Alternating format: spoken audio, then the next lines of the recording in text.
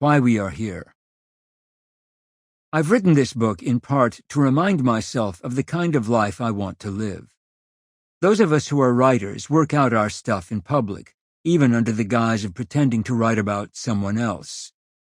In other words, we try to teach what it is that we really need to learn. My first mountain was an insanely lucky one. I achieved far more professional success than I ever expected to. But that climb turned me into a certain sort of person, aloof, invulnerable, and uncommunicative, at least when it came to my private life. I sidestepped the responsibilities of relationship. My ex-wife and I have an agreement that we don't talk about our marriage and divorce in public. But when I look back generally on the errors and failures and sins of my life, they tend to be failures of omission, failures to truly show up for the people I should have been close to. They tend to be the sins of withdrawal, evasion, workaholism, conflict avoidance, failure to empathize, and a failure to express myself openly. I have 2 old and dear friends who live 250 miles from me, for example, and their side of the friendship has required immense forbearance and forgiveness for all the times I've been too busy, too disorganized, too distant when they were in need or just available. I look at those dear friendships with a gratitude mixed with shame, and this pattern, not being present to what I love because I prioritize time over people, productivity over relationship, is a recurring motif in my life. The wages of sin are sin. My faults accumulated and then crashed down upon me in 2013. In that year, life put me in the valley. The realities that used to define my life fell away. Our marriage of 27 years ended, and in the wake of that failed commitment, I moved into an apartment.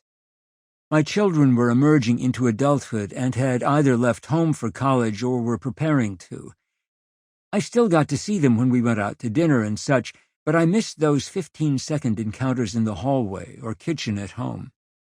I had spent my adult life in the conservative movement, but my conservatism was no longer the prevailing conservatism, so I found myself intellectually and politically unattached, too.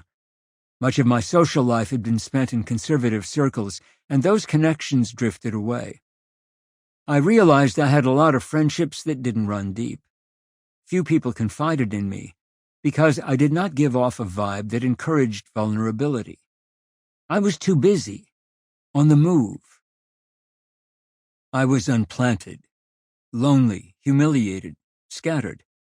I remember walking through that period in a state that resembled permanent drunkenness. My emotions were all on the surface.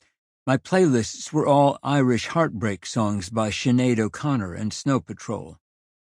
I was throwing myself needily upon my friends in ways that are embarrassing now if I stop to remember them, which I try not to. I was unattached, wondering what the rest of my life should be, confronting the problems of a 22-year-old with the mind of a 52-year-old.